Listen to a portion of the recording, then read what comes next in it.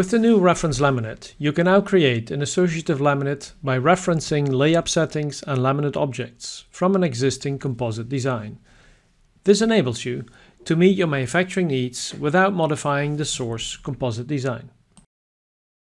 When creating a new composite feature, you can select the reference laminate option under the layup surface command to then select the part and composite feature you want to reference.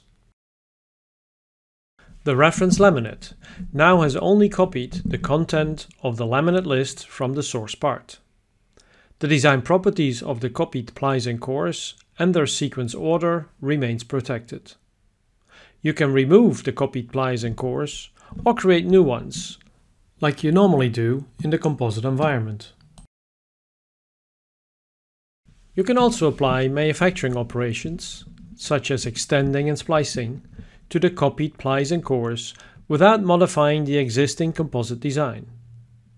Additionally, you can use all standard composite tools and operations such as a core sample, draping simulation, solidification, and creation of a ply book with the copied plies and cores from the source model.